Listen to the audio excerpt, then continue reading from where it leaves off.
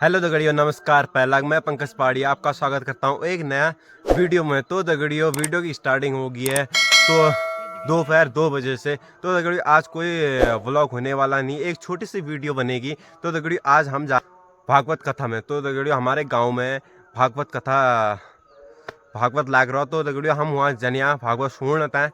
तो आपको देखो हम किस ढंग से भागवत होता है और किस ढंग से तैयारी कर रखी है, किस ढंग से एक स्टेट बना रखा है। तो दगड़ियों, आज मैं वहीं जा रहा हूँ जो हमारे खेती गांव में भागवत लगाया है। तो बहुत साल के बाद लगाया है तो हमारे गांव में, तो खेती गांव में। तो दगड़ियों, हम वहीं जा रहे हैं, 2 जने जा रहे हैं हम तो भागवत कथा सुनने के लिए। तो दगड़ियों, आप जरूर, मैं पूरी कोशिश करूँगा आपको इसी वीडियो में दिखाने की पूरी कोशिश करूँगा भागवत कथा को किस ढंग से हमारे गाँव में होती है। भागवत कथा बहुत अच्छी, यह भागवत शुरू हो भी गया, 2 बजे से स्टार्ट होने वाला था। तो 2 बजे है तो शुरुआत होगी। हम आधे रास्ते में पहुँचे हैं, हम पहुँच जाएंगे 5 मिनट में। हम वहाँ रामदेव स्टेट में हमारा पहले जाता है और देखते हैं कैसा बना रखा है, बहुत अच्छा बना रखा है। तो भागवत शुरू भी हो गया तो हम भी जाते हैं, हम भी थोड़ा सा कोशिश करते हैं। धूप भी बहुत ज़्यादा लगी है तो आज मैं सुबह से मैंने तो आज स्टार्ट किया नहीं ब्लॉग का, तो ऐसा ही हो गया, थोड़ा टाइम नहीं मिला। तो मैं आज गाँव में गया था, निमंत्रण था, कुछ काम था, तो इसलिए हम वहाँ से डायरेक्ट यहाँ आ गए भागवत सुनने के लिए। तो इसलिए आज बनाया नहीं, तो हम घर भी नहीं गए, वहाँ से हम डायरेक्ट आ गए यहाँ भागवत सुनने के लिए। तो हम जा रहे हैं।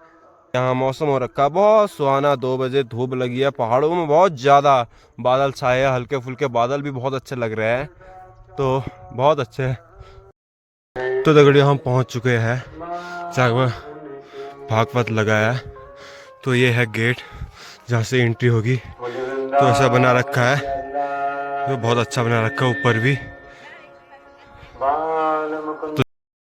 तो दगड़ियों, हम जा रहे हैं ऊपर, गेट से ऊपर।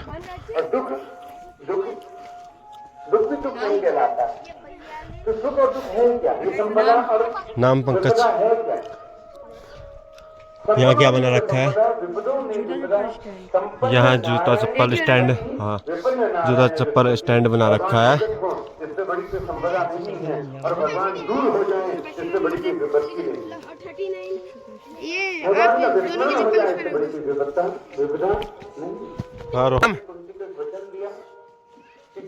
हो गया?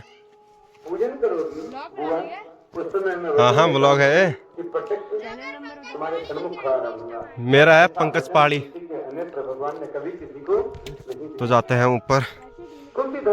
तो मैट बिछा रखे हैं यहाँ पर, एंट्री हमने कर दी है। टोकन नंबर, पूरा मैट बिछा रखा है जाने के लिए। जब द्वारिका के समीप रथ पहुंचा, स्टेट तो जाते हैं अंदर। तो हम पहुंच गए, वहाँ पर महिलाएं बैठे हैं, तो यहाँ पर हम बैठते हैं। अखिल बैठो, ले आओ।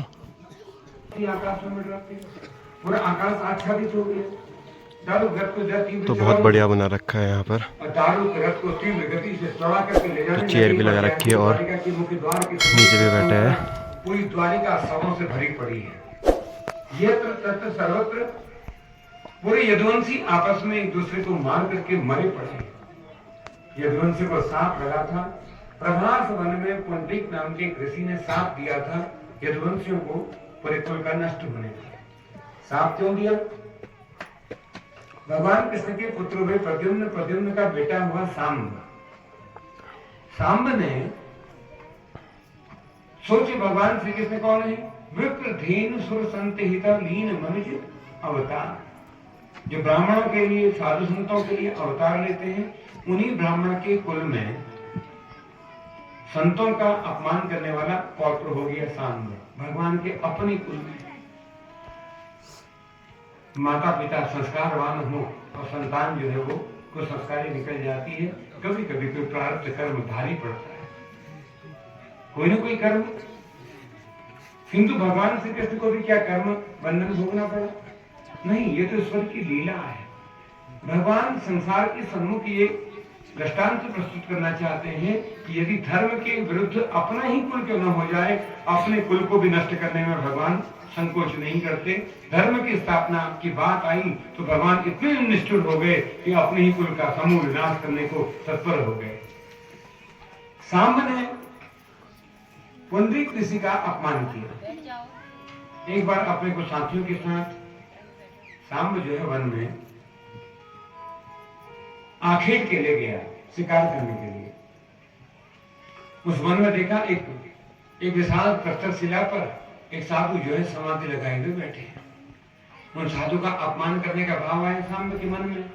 तो सांब ने स्त्रैण वस्त्र धारण किए और स्त्रैण वस्त्र धारण करके अपने पेट में एक मूसल बांधा और गर्भवती स्त्री का रूप धर करके उस साधु का अपमान करने के लिए उसके समीप गए। उसके साथ में उसके मित्र हैं। तब मित्रों ने अट्ठास करके साधु से पूछा, तुम इतने यदि महान साधु हो, यदि वास्तव में आपके पास साधुता है, तो बताओ कि इस स्त्री को पुत्र होगा कि पुत्री? अब ध्यान तोड़ा था, समाधि भंग की थी।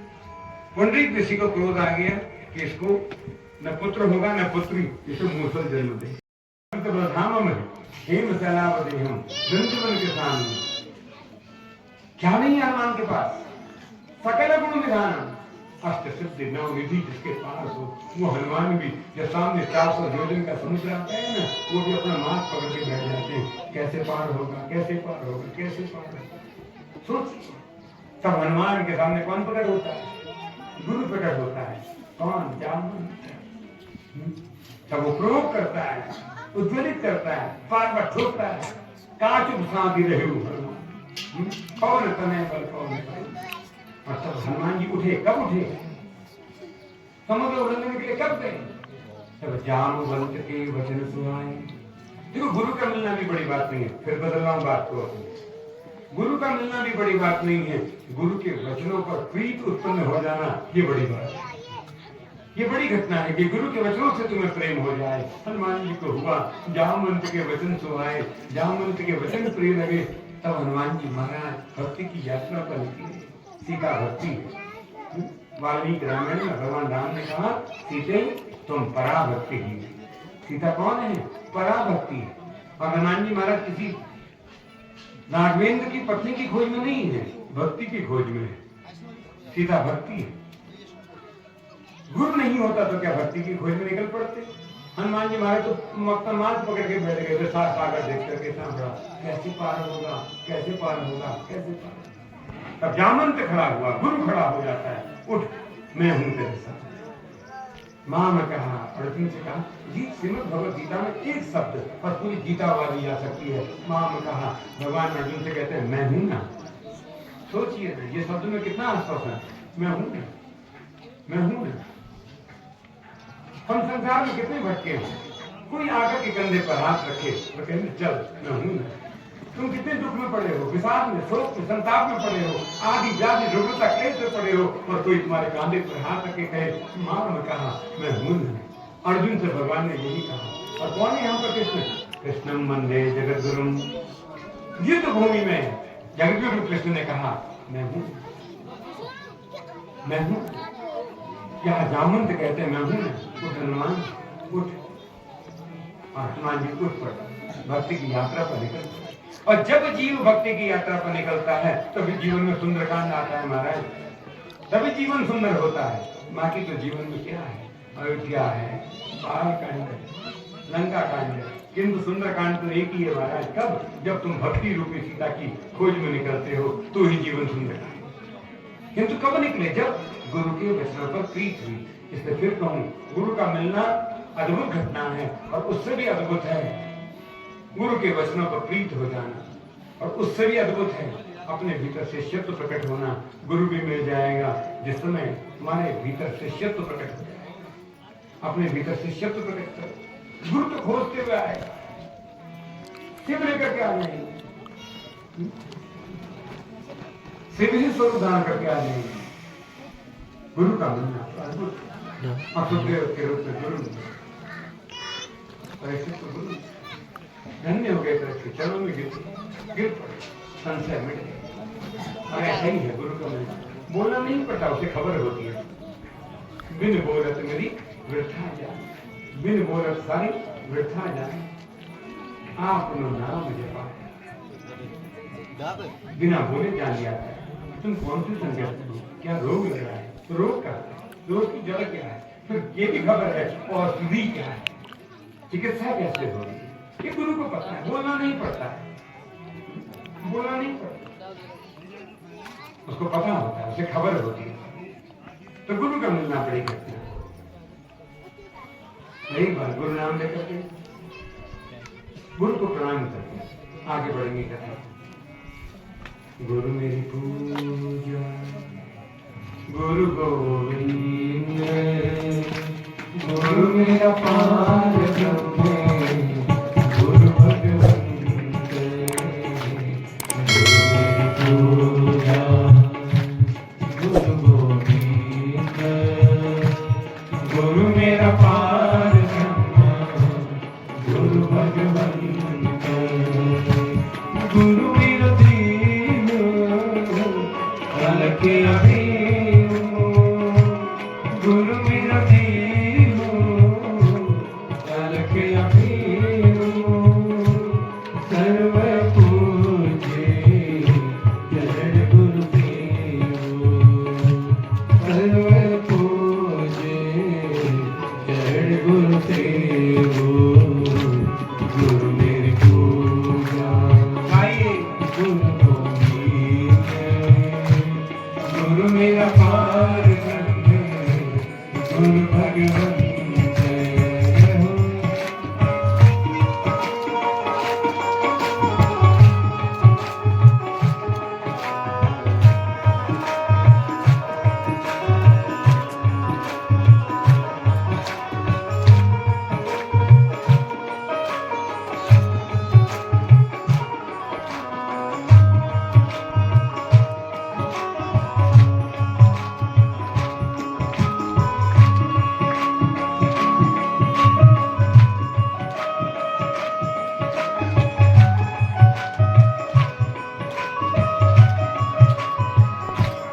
गुरु बिना नहीं विधान, गुरु बिना नहीं विधान, अनदिन जपऊं गुरु गुरु नाम, अनदिन जपऊं गुरु गुरु नाम, गुरु मेरी पूजा, गुरु गोविंद, गुरु मेरा पार ब्रह्म, गुरु भगवंत,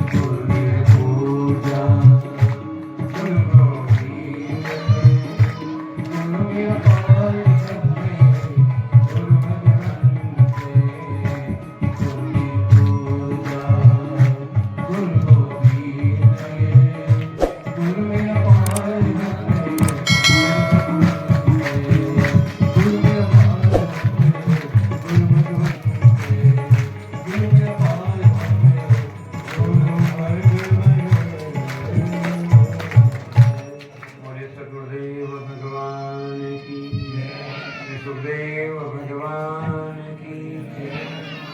तो सुखदेव के रूप में गुरु की प्राप्ति हुई। चरणों में बैठे हुए महाराज बैठे एक बातचीत नहीं करेंगे प्लीज।